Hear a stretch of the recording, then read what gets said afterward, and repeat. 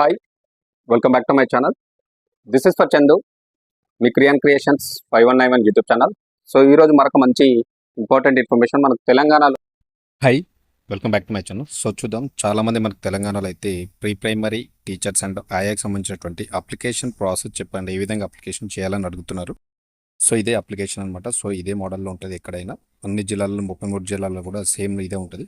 So చూద్దాం మరి ఏ విధంగా అప్లికేషన్ చేయాలి, ఏమేమి డీటెయిల్స్ ఉన్నాయి ఇప్పుడు మీకు ఎక్స్ప్లెయిన్ చేస్తాను ఇక్కడ. సో చూసుకుంటే మీరు ఫిల్ చేసుకోండి, మీకు రిలేటెడ్గా ఉంది. సో చూద్దాం, డైరెక్ట్ వీడియోకి వెళ్దాం. ఓకేనా. సో చూసుకుంటే మనకు ఫస్ట్ ఇక్కడ ఈ విధంగా ఉంటుంది, district educational office.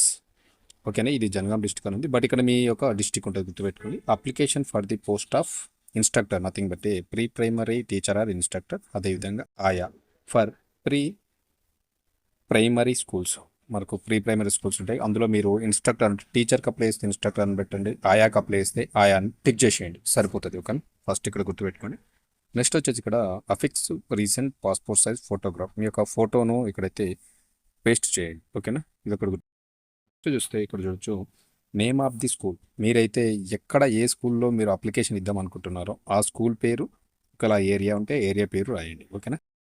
For example MPPS Narayanpet, so అట్లా నేను ఒక పేరు చెప్పాను, అట్లా ఉంటే అట్లా పేరు రాయండి. మీరు ఏ స్కూల్లో ఇద్దాం అనుకుంటున్నారో ఆ స్కూలు పేరు, ఆ యొక్క విలేజ్ ఏది ఉంటే అది రాయండి. అక్కడ కింద వచ్చేసి నేమ్ ఆఫ్ ద మండల్, ఇది ఏ మండల్లో ఉంది ఆ విలేజ్. ఓకేనా, ఆ మండల్ పేరు కింద రాయండి, సరిపోతుంది. నెక్స్ట్ చూసుకుంటే ఫస్ట్ ఆప్షన్ ఉంది కదా, నేమ్ ఆఫ్ ది అప్లికెంట్ అని ఉంది కదా, ఇక్కడ మీ ఫుల్ నేమ్ రాయండి, మీ సర్ నేమ్తో సహా ఫుల్ నేమ్ రాయండి. మీ 10th క్లాస్ మెమోలో ఉంటుంది చూడండి, యాజ్ టీజ్ రాయండి. నెక్స్ట్ జెండర్, ఎట్లా ఫీమేలే కాబట్టి ఫీమేల్ రాయండి అందరూ. థర్డ్ వన్ వచ్చేసి ఫాదర్ హస్బెండ్ నేమ్, ఒకవేళ మ్యారీడ్ అయితేనేమో హస్బెండ్ నేమ్ రాసుకోండి, మ్యారీడ్ కాని వాళ్ళు అయితే మీ యొక్క ఫాదర్ నేమ్ రాస్తే సరిపోతుంది ఇక్కడ. ఓకేనా. డేట్ ఆఫ్ బర్త్, మీ యొక్క డేట్ ఆఫ్ బర్త్ అనేది 31/5/2026 తేదీ నాటికి ఎన్ని సంవత్సరాలు ఉన్నారో మీరైతే ఇక్కడ రాయండి, సరిపోతుంది. కమ్యూనిటీ, ఓసీఆ, బీసీఆ, ఎస్సీఆ, ఎస్టీ టిక్ చేయండి. కింద 6th కాలంలో సబ్ క్యాస్ట్ మీది ఏంటిది, బీసీ అయితే బీసీఏనా, బీఆర్, సిఆ, ఎస్సీ వాళ్ళ సేమ్ ఉంటుంది, ఇప్పుడు వర్గీకరణ అయినట్టుంది ఏబీసీ, ఒక అట్లా ఆ విధంగా రాయండి. ఓకేనా, సరిపోతుంది. Next ex service man, yes or no, yes అయితే ఎస్, నో అయితే no. Disability, yes or no, yes ఉంటే ఎస్, లేకపోతే మీకు ఏమైనా డిజబిలిటీ ఉంటే ఎస్ పెట్టండి, లేకపోతే నో. కాంటాక్ట్ ఫోన్ నెంబర్, మీ యొక్క కాంటాక్ట్ ఫోన్ నెంబర్ అయితే 9th కాలం ఆపోజిట్లో రాయండి, సరిపోతుంది. ఓకేనా, ఇది మన డీటెయిల్స్, పర్సనల్ డీటెయిల్స్. నెక్స్ట్ చూసుకుంటే ఇక్కడ ఎడ్యుకేషనల్ క్వాలిఫికేషన్స్. సో ఎడ్యుకేషనల్ క్వాలిఫికేషన్స్కి వస్తాక ఇక్కడ మనకు ఆయా పోస్ట్కి అప్లికేషన్ చేసే వాళ్ళు కంపల్సరీ 7th క్లాస్ పాస్ అడిగారు కాబట్టి ఇక్కడ రాయాల్సి ఉంటుంది. 7th క్లాస్ అని పెట్టేసినారు కదా, ఇక్కడ బోర్డు, ఏ బోర్డు నుంచి, అప్పుడు మనకు బోర్డ్ ఆఫ్ సెకండరీ ఎడ్యుకేషన్ ఉంటుంది 10th క్లాస్ వరకు కాబట్టి బోర్డ్ ఆఫ్ సెకండరీ ఎడ్యుకేషన్ ఏ ఇయర్లో పాస్ అయినా, ఫర్ ఎగ్జాంపుల్ 2003, ఆ విధంగా టోటల్ మార్క్స్ మీకు ఎన్ని మార్కులు ఉన్నాయి 7th క్లాస్లో, మీకు తర్వాత మార్క్స్ సెక్యూరిటీ, మీకు ఎన్ని మార్కులు వచ్చినాయి, వచ్చిన మార్కులకు పర్సంటేజ్ ఎంత, ఏమైనా రిమార్క్స్ ఉన్నాయా అది రాసేయాలి సేమ్. నెక్స్ట్ చూసుకుంటే ఎస్ఎస్సి అది రాసుకోండి, ఇంటర్మీడియట్. ఓకేనా, ఎస్ఎస్సి 7th క్లాస్, కొందరు 7th 10th వరకు రాస్తుంటారు కాబట్టి ఆయా ప్లే స్టోర్ సేమ్ యాస్టీజ్ అదే రాయండి. నెక్స్ట్ ఇంటర్మీడియట్కి వచ్చేసరికి కూడా సేమ్ అదే ఉంటుంది మనకు.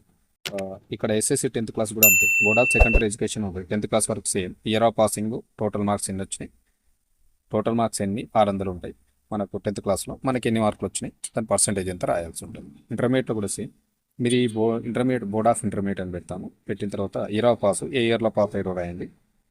టోటల్ మార్క్స్ ఎన్ని అంటే మీకు ఇంటర్మీడియట్ ఎన్ని మార్కులు ఉంటాయి, దాదాపు 1000 మార్కులు ఉంటాయి. మనకి ఎన్ని మార్కులు వచ్చినాయి, 700, 800 ఎంత వచ్చినాయి అది రాసుకోండి, దాని పర్సంటేజ్ ఎంతో రాయండి. ఓకేనా. నెక్స్ట్ ఇక్కడ diploma in elementary education approved by SCERT లేదా ఎన్సీఆర్టీ. ఇక మనం మీరు కోర్స్ కంప్లీట్ చేసి ఉంటే ఏ బోర్డు నుంచి చేశారు, ఏ యూనివర్సిటీ నుంచి చేశారు రాయండి, ఎప్పుడు పాస్ అయ్యారో రాయండి, టోటల్ మార్క్స్ ఎన్ని ఉండే, మీకు ఎన్ని మార్కులు వచ్చినాయి, పర్సంటేజ్ ఎంతో రాయండి, సరిపోతుంది.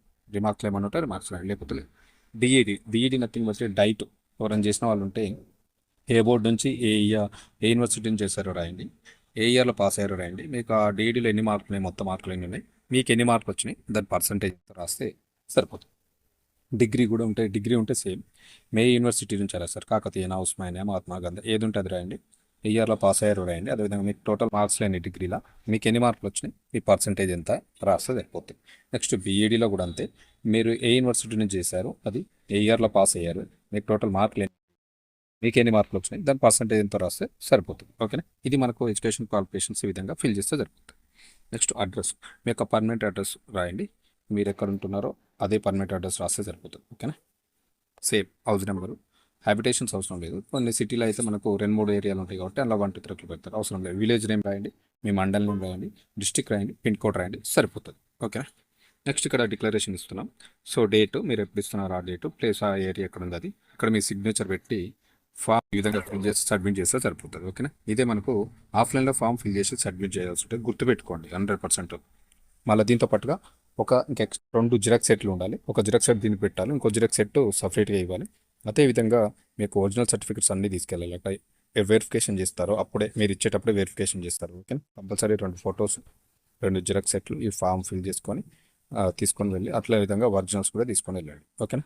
ఇది ఇన్ఫర్మేషన్ మనకు ప్రీ ప్రైమరీ స్కూల్లో ఆయాకు టీచర్కి అప్లికేషన్ చేసే విధానం, అప్లికేషన్ ఫామ్ ప్రొఫార్మా ఈ విధంగా ఉంటుంది. అన్నింటిలో కొంచెం చేంజెస్ అటు ఇటు ఉండొచ్చు, సేమ్ యాజ్ ఇట్ ఈజ్ ఇవే డీటెయిల్స్ ఉంటాయి.